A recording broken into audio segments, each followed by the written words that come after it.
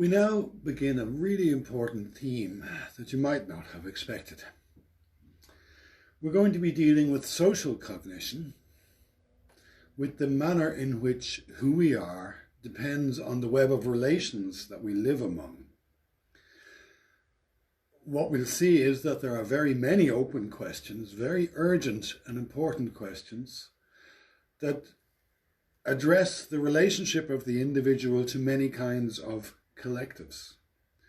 There are many, many themes here that have been central to our course throughout, and they will turn out to need to be framed in a manner that acknowledges that we are in this together. We share a reality. Now, some of the things that are most defining of human beings are language and culture. And neither of those makes the slightest bit of sense except in a social environment. They both exist between people, as it were. And when we turn, as cognitive scientists, to social cognition, we are beginning to ask questions that cause friction with psychological understanding. You see, most of our psychological theories set out to describe the mind of an individual as if the individual existed independently of their context.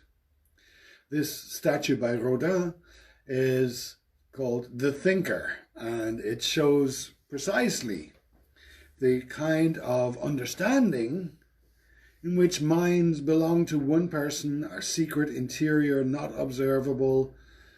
This could be Descartes, couldn't it, sitting here? Any discussion of thinking at all usually presupposes that this is done by a single person on their own, who's the only person who has access to their thoughts. Thinking is a kind of secret activity, often assumed to be done in the head, which is kind of strange. Now, I want to suggest to you that there's an obvious danger here. If you assume you live in the head, you're thoroughly mistaken. You live in the world. Solipsism is the unloved and unlovely view that you are, in fact, the only conscious being in the universe. Everyone else is just faking it, as it were. Nobody subscribes to this, but we struggle in finding a language that doesn't sound solipsistic. So I'm going to suggest that we need to work towards theories in which the words that we associate with mind are recognized to be made up of social fabric as well. All too often, we treat people as if they were separate from the social context in which they live. When we characterize mind in one way, if we take a psychological approach and we say, this is what the individual is, these are the inputs, these are the outputs, this is the processing and all that goes on in between them. Then the social arises as the interaction among people who are so formed.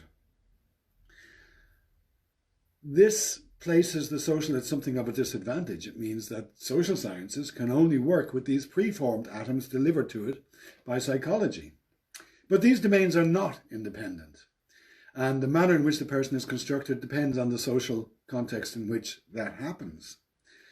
And so it's urgent that we recognize that the relation between the psychological and the social is always going to be something that we need to contest and interrogate and ask really urgent questions about.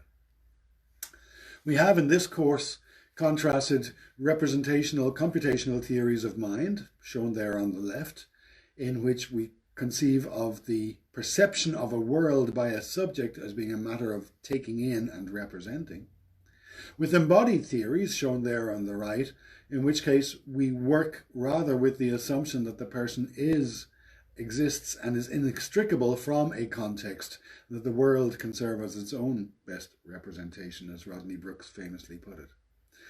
Now, we are going, for the purposes of social cognition, we are going to, by and large, leave those representational computational theories alone.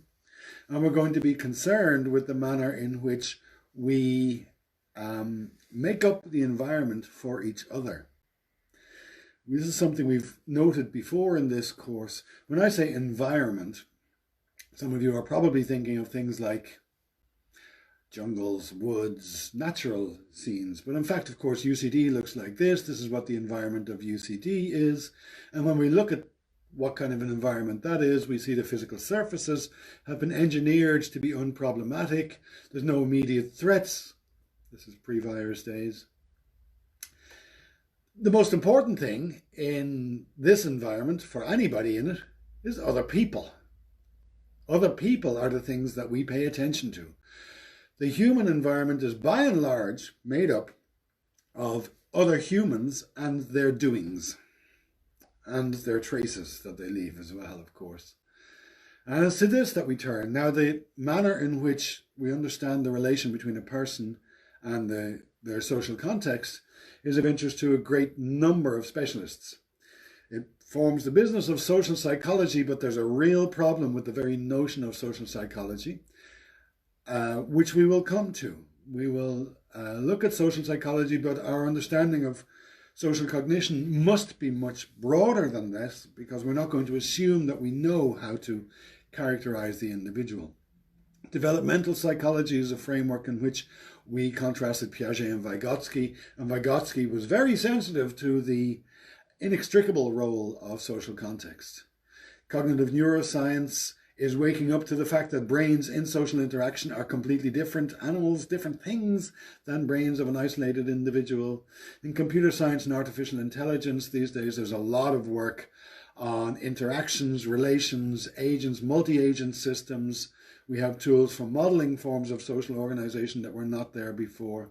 And we'll spend a little bit of time at the start of this topic asking ourselves, what kind of social animals are humans? How should we understand that? So we've lots to do.